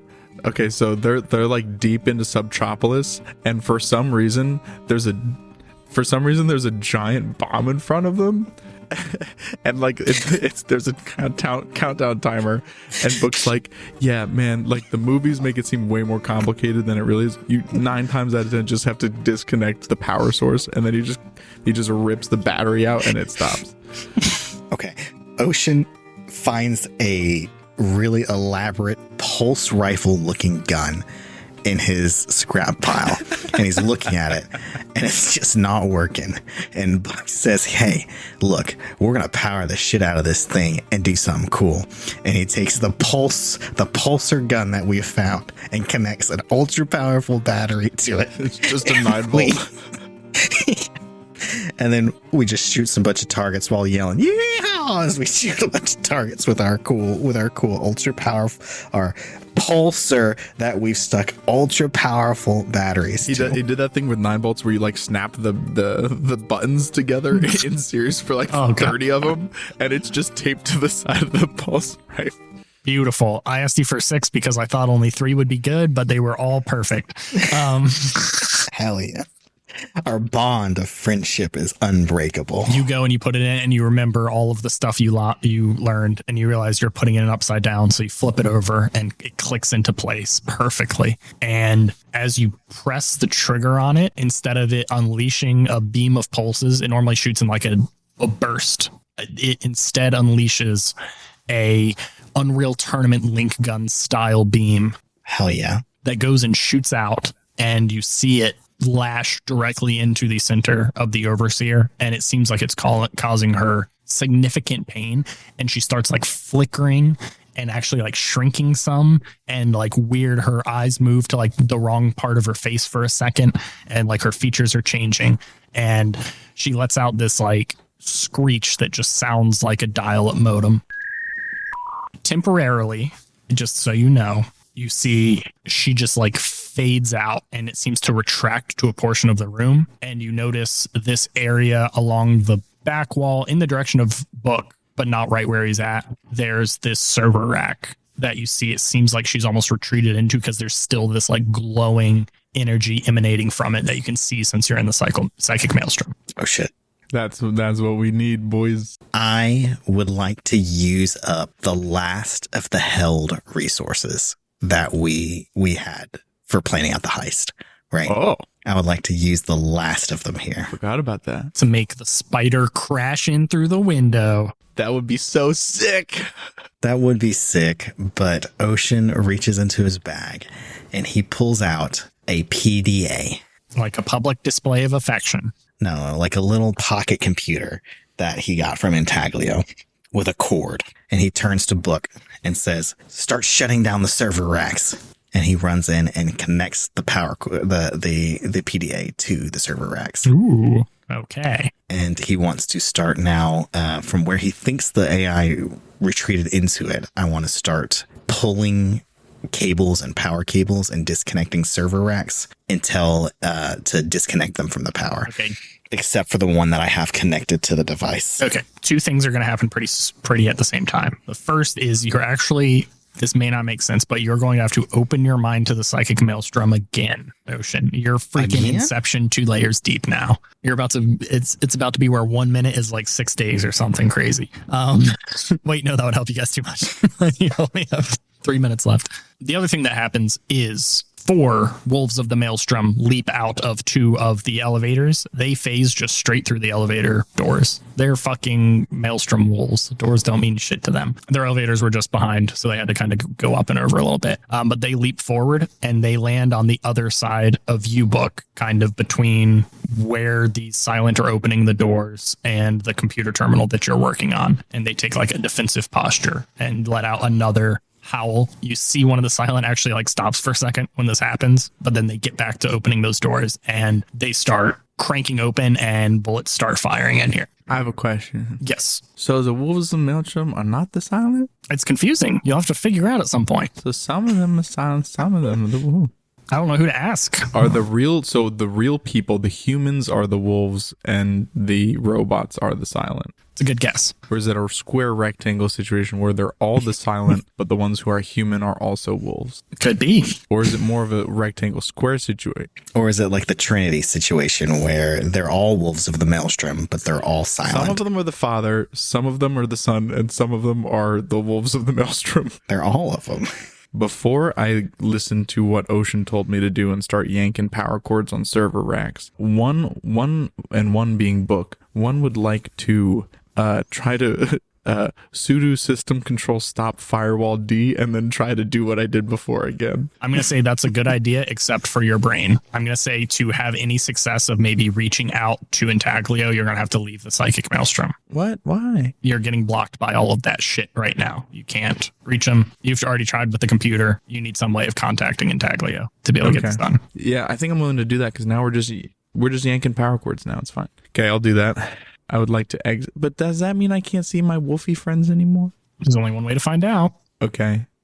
Before I leave the psychic maelstrom, I'd like to just say with my brain to my wolfy friends that I would like them to help Ocean. In between fighting the silent and whatever, in between fighting the silent, if they can help Ocean yank the server power cords, that would be cool of them. Okay. And then I leave the psychic maelstrom. Okay. They give a nod, and then your brain snaps back into reality. The room looks similar to it did when you first came in, but you do still see the wolves of the maelstrom. They look a little more horrific. They got a little more human face features on them, but they are still in front of you, ready to fight the silent. And when I say ready, already starting. So the silent have unleashed some bullets. These bullets, I'm going to tell you now, are going to start coming your guys' way soon too. The wolves aren't just like, hey, this is a side fun battle happening, but they've distracted them for a second as they charge forward and start trying to rip their arms off. Nice. So what are you doing first, Book, to try to stop these doors from opening? I'm turning off firewall D on the server so that hopefully the signal can reach Intaglio's computer, and I try to push it through again. Or not Intaglio's computer, so that the signal can reach the doors. Give me a try something challenge. Okie dokie. Ooh, baby, I rolled a 5 and a 6 plus... Oh. Wait, try something challenging. Is that aggro? Plus 0. I rolled an 11, Stu. The command goes through. What? And then a silent starts shooting towards you. A duck. Give me an act under fire. Ocean, what was your second open your mind roll? Oh shit, I haven't rolled it. We got distracted. I rolled a 12 act under fire, Stu, so I think I fucking ducked the fuck out of that bullet. You did duck the fuck out of that bullet. You didn't even get, that bullet wasn't even near you. Shit. But they are unleashing bullets all around you, and you see the computer that you're working at is starting to get shot up some, which is not good for its longevity as they're trying to take you down. And you see that there is still a confirmation page you have to do. You sent the command, it sent an acknowledgement for the command, and now it's saying, would you like to succeed? And you have to type in accept in matching the case of the thing above. But there are bullets going all around you right now. Okay, then I use myself as a human shield and I type in the command accept. Okay, give me another act under fire. What'd you get, Ocean, for real this time now that you've actually rolled? An 8. Believe it or not, another 12 act under fire. Oh my God. My man is freaking goated. Okay, I'm going to give Ocean a choice to make because that's my favorite mixed success thing. I haven't come up with both the choices yet, though. I'm doing that as I think right now. You're going to be able to slurp out the AI and put it in this Palm Pilot-esque thing that you are carrying around. Okay. That is going to be structurally a bad time for the tower that you've removed the AI. That's option 1. Or option 2, it's going to have an immediate negative effect on the room you're currently. So either it's going to start the destruction of the tower, basically, or there's going to be a quick, immediate issue in this room based on this being ripped out and this being their main domicile. I'm going to go with, because it's what Spade would want. And that's what she asked for, was for us to take down the tower. And it's what Kara asked me for. I am going to go with, it is going to start the destruction of the tower. This seems like you got an extra bonus that I didn't plan for. You have tricked me. Okay.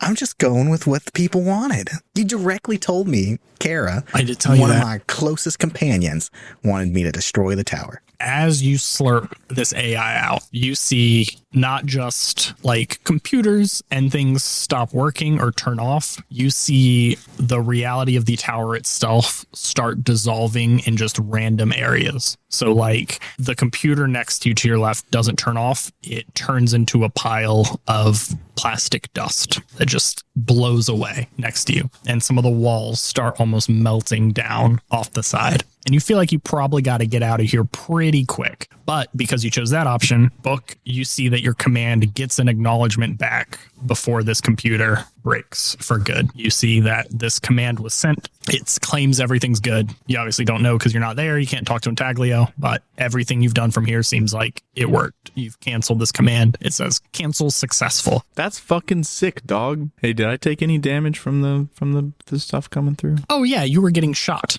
I forgot about the many bullets heading towards you because Ocean decided to melt the tower. Acting under fire. Was that just for me to be able to type in the command while getting absolutely eviscerated by bullets? Oh yeah, if you failed that, you would not have even been able to type it. But since you got a full success, I'll say you take 1 less damage as well.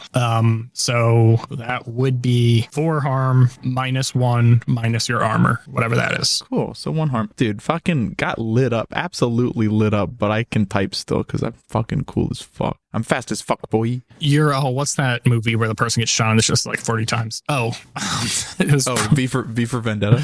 You get V for Vendetta, but your armor, wow, I said that word wrong. He had armor on too, yeah. That's why he... But your sexy unitard that you have that absorbs kinetic energy just made it be very painful bruises that occur all over you. Nice. As the wolves start tearing apart the Silent, it looks like they killed one of them pretty quick, but there are still 2 more Silent who are fighting and are probably going to turn their attention to you as you need to escape this tower quickly as it is starting to literally fall apart, and not in a nice like, oh, this thing's going to explode in 5 seconds, we got to run out, or not even in a nice, oh, this is breaking from the top down. Random parts underneath you are starting to dissolve or disappear, and at any moment like an elevator could collapse or a floor underneath you could completely go away.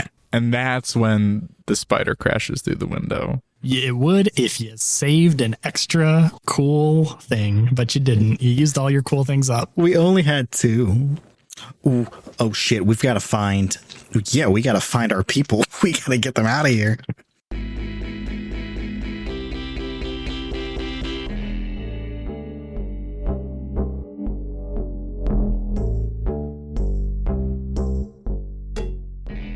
Thank you so much for listening to this week's episode of Oops, All Apocalypses. Sorry that we've been gone for so long. I made the mistake of getting eyeball surgery, but my eyes are good now. I can edit podcasts, and we've also recorded a ton of content, so we should not be late for a while. If you got questions for our recap episode, which should be in a couple weeks, send them to Oops at stu.cool. That's OOPS at STU.COOL. Stu does the music and editing, Brady does all the art, and Jacob does the Alfredo.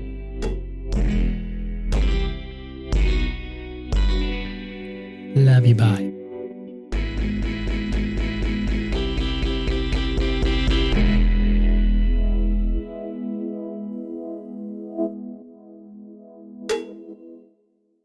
Every day I'm pondering.